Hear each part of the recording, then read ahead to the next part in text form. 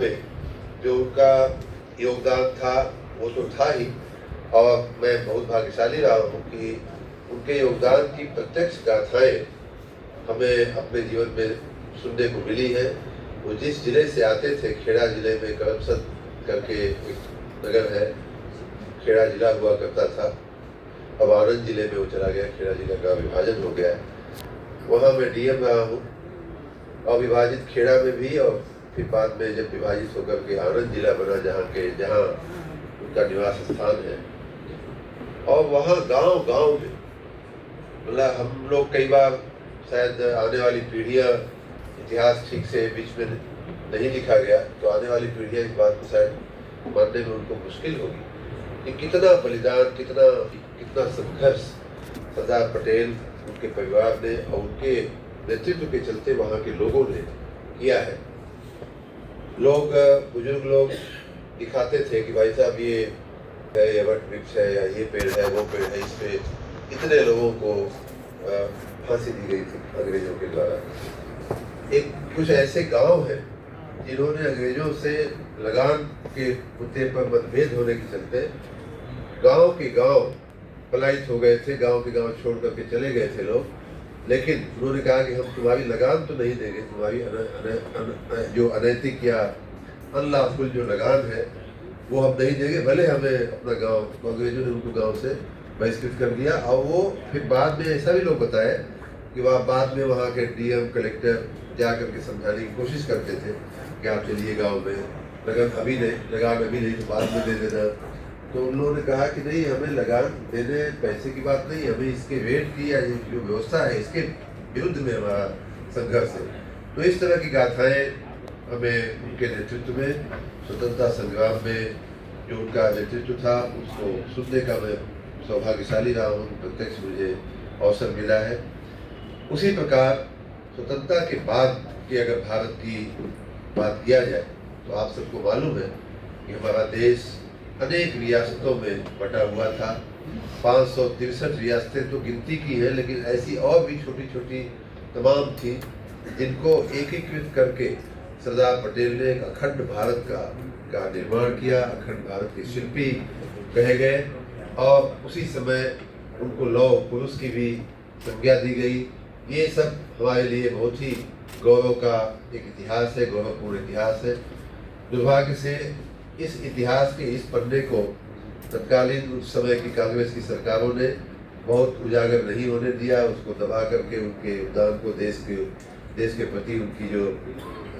योगदान था स्वतंत्रता संग्राम में भी, और उसके बाद देश के गृह मंत्री के रूप में उन्होंने जो काम किया उसको उतना उजागर नहीं होने दिया गया जितना बड़ा उनका योगदान था। माननीय प्रधानमंत्री जी नरेंद्र मोदी जी, मुझे याद है, फिर मैं अपनी स्मृति से ये बात कर रहा हूँ कि जब वो मुख्यमंत्री गुजरात के थे तो सरदार पटेल के इस योगदान को, सरदार लौह पुरुष के इतने बड़े विराट व्यक्तित्व को उन्होंने उजागर करने का उसी समय से प्रयास शुरू किया था। और आप सबको मालूम होगा कि विश्व की सबसे ऊंची प्रतिमा, statue of unity, Sardar Patel जी की माननीय हमारे मोदी जी ने जब वो मुख्यमंत्री थे तभी उन्होंने बना करके गुजरात में केवड़िया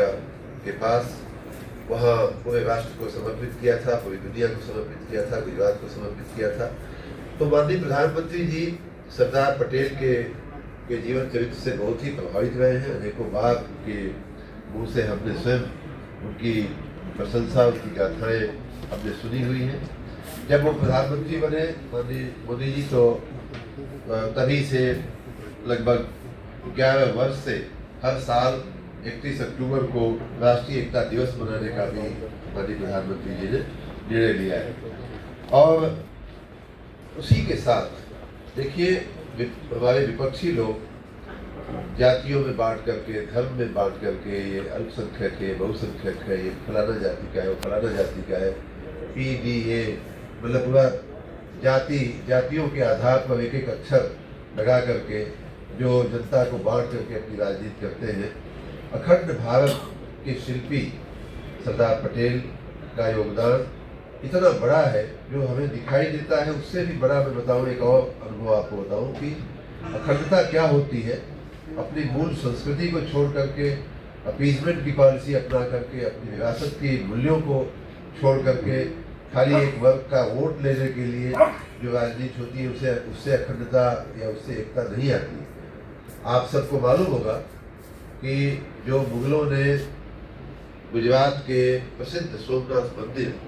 का को जो तोड़ फोड़ कर किया था, लूटा था महमूद गजनी ने, उसका बाद में जो जीर्णोद्धार हुआ, उसका ठीक ठाक किया गया। उसमें जो सबसे बड़ा योगदान बाद में दिया तो सरदार पटेल ने दिया था सोमनाथ मंदिर के पुनर्निर्माण को, उसको भव्य बनाने के लिए, दिव्य बनाने के लिए। ये थी सरदार पटेल की राष्ट्रीय एकता की भावना, जहाँ उन्होंने बहुत सारे हिंदू राजाओं को एकीकृत करने का काम किया, वहीं बहुत सारे निजामों को, बहुत सारे मुस्लिम जो बादशाह हुआ करते थे, जो रियासतें हुआ करती थी, उनको भी एकीकृत। राष्ट्र प्रथम की भावना उनके अंदर हमेशा रही, लेकिन राष्ट्र प्रथम की भावना के साथ साथ राष्ट्रीय मूल्यों को भी प्रथम रखने का उनका हमेशा से प्रयास रहा। और इसी कड़ी में माननीय प्रधानमंत्री जी ने भी उनकी जन्म जयंती को एक भारत श्रेष्ठ भारत की भावना और एक भारत श्रेष्ठ भारत का जो माननीय प्रधानमंत्री जी का अभियान है, उससे भी जोड़ने का माननीय प्रधानमंत्री जी ने हम लोगों को आह्वान किया है। एक भारत श्रेष्ठ भारत, जैसा कि आप जानते हैं कि प्रधानमंत्री जी ने कई साल पहले, मुझे याद है कि हम उनके साथ काम करते थे, तब वो कहते थे एक जगह एक भाषा बोली जाती है, दूसरे राज्य में दूसरी भाषा बोली जाती है,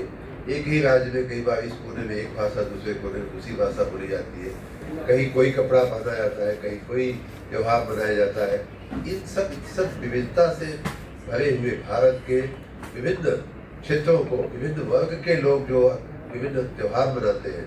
उन सब के बारे में हर नागरिक को कैसे जानकारी हो और एक दूसरे के क्षेत्रों का क्षेत्रीय स्तर पे भी, सामाजिक स्तर पे भी कैसे आदान प्रदान हो एक दूसरे का, उसकी भावना से और तभी हमारा जो है वो वास्तविक अखंडता देश की आएगी। इस भावना के साथ प्रधानमंत्री जी ने एक भारत श्रेष्ठ भारत का अभियान चलाया है, आह्वान किया है। तो उस भावना के साथ भी हम सरदार पटेल की जयंती को जोड़ने का हमारा प्रयास है माननीय प्रधानमंत्री जी की प्रेरणा से। इसमें प्रशासन और हमारी भारतीय जनता पार्टी दोनों मिल करके इस काम को करेंगे। जैसा कि आप देख रहे हैं, हमारे यहाँ साथ हमारे प्रभारी जी बैठे हुए हैं जिले के, पार्टी की जिले के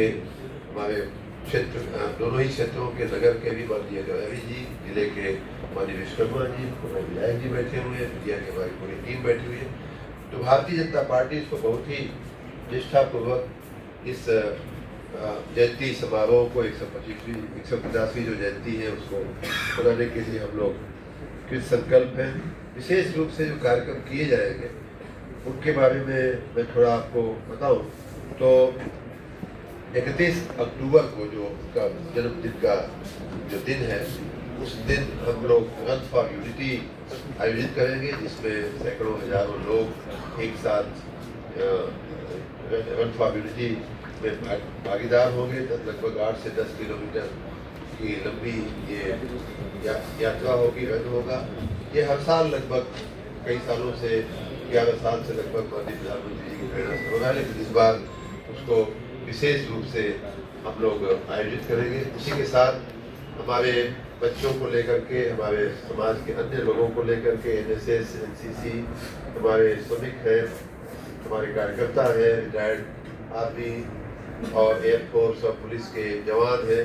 उन सब को लेकर, भारत स्काउट के हमारे जो लोग हैं, उन सब को लेकर के हम यात्राएं भी अलग अलग जगहों पे, अलग अलग दिनों में, कुछ विधानसभा स्तर की, कुछ ब्लॉक स्तर की, कुछ संसदीय क्षेत्र के सभी विधानसभाओं में माननीय विधायक जी लोगों के नेतृत्व में, उनके मार्गदर्शन में यात्राएं निकलेंगी। और प्रयास ये है कि जय वंदे मातरम, भारत माता के जय वाले जो नारे हैं उनका म्यूजिक और बाजे के साथ भी ये यात्राएं निकले, जिससे कि एक वातावरण राष्ट्रीयता का, राष्ट्रीय एकता का बने। और ये यात्राएं जगह जगह पड़ाव भी करेंगी, 1.5 किलोमीटर में यात्राएं पड़ाव करेंगी, जहाँ हमारा ये भी प्रयास है कि स्वदेशी से भी इस पूरे अभियान को जुड़ा है। देखिए, ऐसा जब भी जन आंदोलन या जन अभियान शुरू होता है तो उसके बहुत सारे फायदे समाज को, अर्थव्यवस्था को, राजनीतिक व्यवस्था को कैसे मिले, ये बड़ा ही मल्टीफेस्टेड सोच के साथ माननीय प्रधानमंत्री जी ने हम लोगों को निर्देश दिया है। तो उसमें ये भी है प्रयास कि जहाँ ये हमारी यात्राएं रुकेंगी वहाँ उनके रुकने की, चाय पानी की, खाने की व्यवस्था तो होगी, लेकिन साथ में कल भदोही में हमने कहा है कि वहाँ स्वदेशी के जो हमारे स्टॉल लग सकते हैं, स्वदेशी के जो सामान जगह जगह फिलहाल दिखाए गए थे, लगाए गए थे, पोस्टर बैनर हो या एक्चुअल प्रोडक्ट हो, ये भी वहाँ पे दिखाई जाए। उसी के साथ हमारे कुछ जो चुने हुए कार्यकर्ता हैं उनको गुजरात ले जा करके करमसद से, जो सरदार पटेल जी का जन्म का गांव है, जन्म स्थान है, वहाँ से हमारी जो स्टैचू ऑफ यूनिटी जो मैं बता रहा था माननीय प्रधानमंत्री जी ने जो बनवाई है, लगभग 150 किलोमीटर की दूरी है। तो उस यात्रा में भी हमारे कुछ यूथ जो है, यूथ आइकन जिनको कह सकते हैं, वो लोग उस यात्रा में भी यहाँ से जा करके शामिल हो गए। ये तमाम जो हमारे कार्यक्रम हैं, चाहे 31 अक्टूबर का रन फॉर यूनिटी का कार्यक्रम हो या हमारी जो, जैसा मैंने बताया, विविध यात्राएं जो विधानसभा स्तर पे, स्थानीय स्तर पे निकलेगी, उन सभी में हम नागरिकों को, और विशेष रूप से आपके मार्फत हम नागरिकों को विशेष रूप से अपील करते हैं, निवेदन करते हैं कि आप सभी उसमें जुड़े और जनप्रतिनिधि गण जुड़े, पार्टी पर कार्यकर्ता जुड़े, हमारे महिलाएं जुड़े, पुरुष जुड़े, बच्चे जुड़े, हमारे विभिन्न जो क्षेत्र है काम काज के, वो लोग भी जुड़े, जैसे खिलाड़ी हैं, अधिवक्ता हैं, व्यापारी हैं। ये लोगों से भी मैं आह्वान करता हूँ, मैं अपील करता हूँ कि आप लोग भी जुड़िए, किसान जुड़े, मजदूर भी उसमें जुड़े। इससे उस यात्रा का और भी वो बढ़ेगा, कद बढ़ेगा। और यही विशेष रूप से आप लोगों की मार्फत हम जनता से अपील करने के लिए आप लोगों को विशेष रूप से हमने आमंत्रित भी किया है। उसी के साथ लौह पुरुष के जीवन चरित्र पे, उनके योगदान पे, स्वतंत्रता संग्राम के समय या उसके बाद के भारत के, स्वतंत्र भारत के, अखंड भारत के शिल्पी के रूप में जो उनका योगदान है, उस पर विद्यार्थियों में के बीच, स्कूलों में निबंध प्रतियोगिताएं हो, डिबेट हो, वक्तृत्व स्पर्धाएं हो, इस तरह की जो बौद्धिक, जो रंगोली प्रतियोगिता हो, भाषण प्रतियोगिता हो, चित्रकला प्रतियोगिता हो, तमाम जो आयाम है बौद्धिक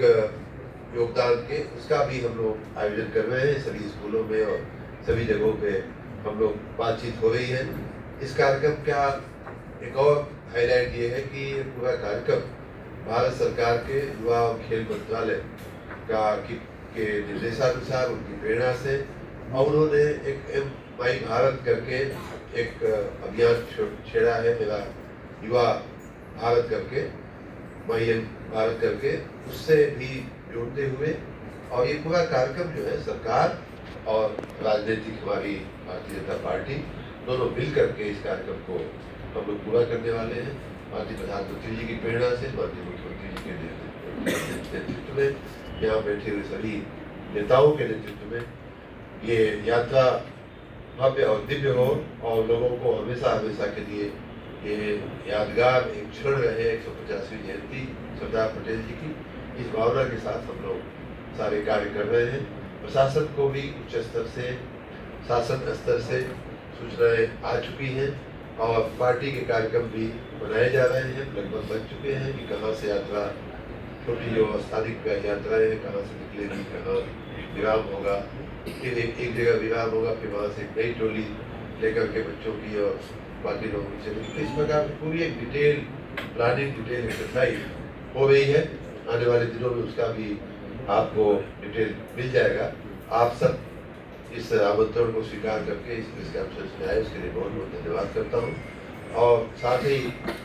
आपसे निवेदन करता हूँ कि आप लोग इस पूरे विषय को जनता तक पहुँचाने में हमारी मदद करें, लोगों को इन सारे कार्यक्रमों में प्रतिभाग करने के लिए प्रेरित करने में हमारी मदद करें। आप सबका बहुत बहुत धन्यवाद।